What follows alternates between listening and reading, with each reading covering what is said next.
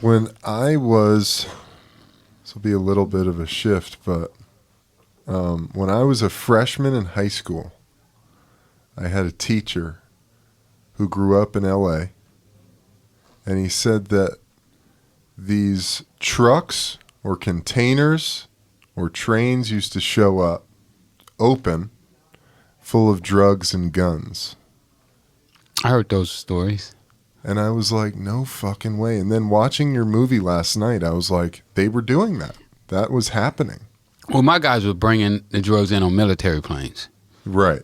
That was an operation. The operation. I yeah. mean, you Same guys, thing. yeah. No, but this seemed to me like they were open for anyone to come in or someone to come in and take the guns and the drugs.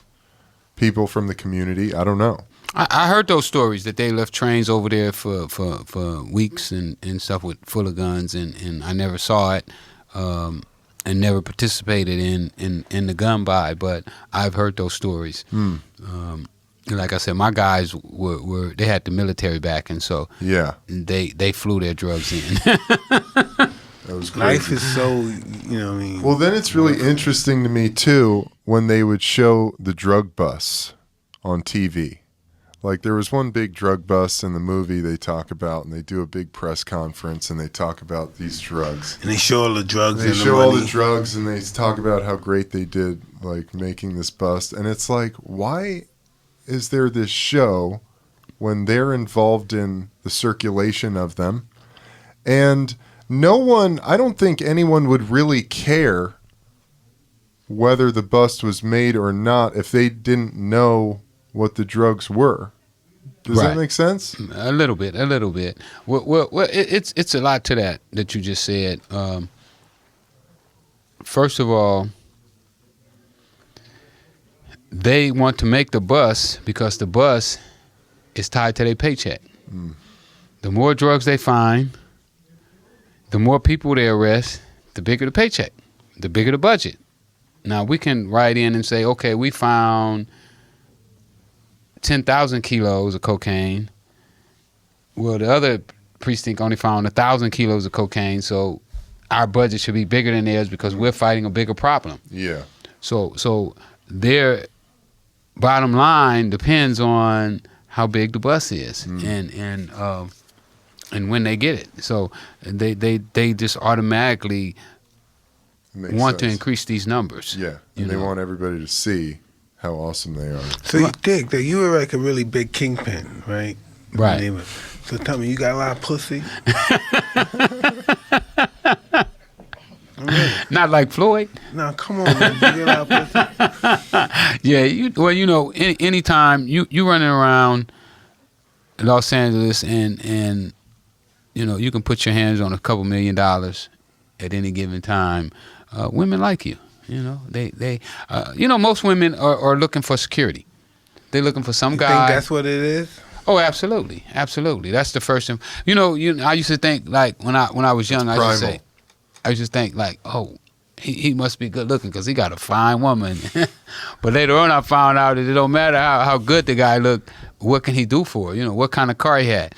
I don't believe that because I've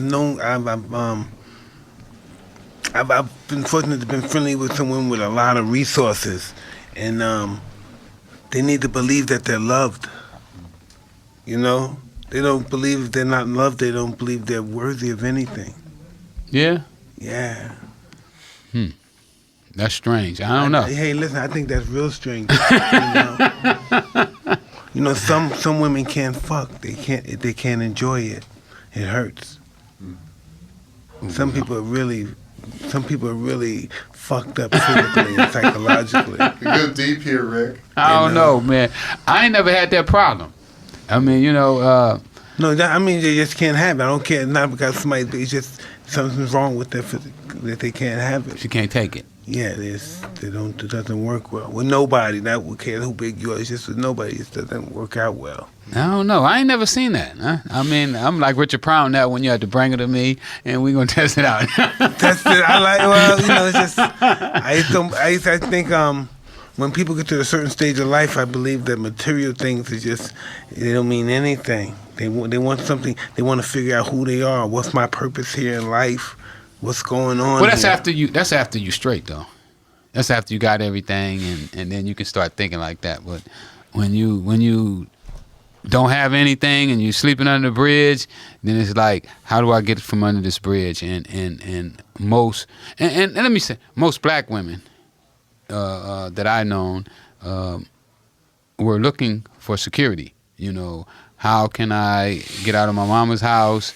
How can I become secure in my business? And men too, you know, because one of the things that break up most families, black families, is money problems. You know, how we gonna pay the rent? You didn't pay the light bill this month. What was your turn? The car notice due. So you say that. So listen, I'm not. I can't consider myself a low income parent. So this is my. It's not a problem, but this is weird. I think my kids, they date white. My daughter, she dates a white guy. I have a son that dates a white girl. So I say to myself, I say this to me, I live the fucked up example for them. So, you know, that's what I think. That was just on my mind when you said that. So I must have led a fucked up example as a black man to my daughter. You know, so that's what I think to myself sometimes. Right. I don't think it has anything to do with that. Or it could be because because of her lifestyle, where she lives, that she's more. I don't know. I say. Well, she probably around. You know. Yeah, but I think that's what comes to my mind sometimes. That I didn't leave a good example. I wasn't good to her mother. I cheated a lot. Me and her mother fought a lot over bullshit. Never money. It's over me with some other woman. That's all it was. So probably she said, this nigga's gonna cheat on me all the time. well, you know what? Fight with me. But she had bully everything. me. She had everything. Once you have all your necessities, then you have to look for things that you don't have and things that are not right. And say, for instance, somebody's hungry, well, they're not going to be worried about you cheating. She's going to be worried about getting something to eat. That's her first priority. So once all your necessities are taken care of, then you start to worry about the things that are least important. So I believe that when people are in a certain position, their priorities change. You know, like most of I stay in South Central right now. I'm still staying in the ghetto. You know, most of the guys over there don't have jobs. They come over and ask me for a job. They work for $100 a week. You know, because they don't have any money. So when you don't have any money, your priority becomes to get you some money, because, you know, without money in this country, you can't eat, you can't sleep, you can't buy gas, you can't use the bathroom. You know, you go in a gas station now and you want to use the bathroom and you didn't buy nothing. We don't allow people to use the bathroom here, only customers. So it economics is so important in the black community right now, and I have to speak, you know, to that. Absolutely. Without the economics, the crime rate is not going to go down. Gangs are going to keep going. We have to do something to knock it down. You know, where they have the basic necessities to survive.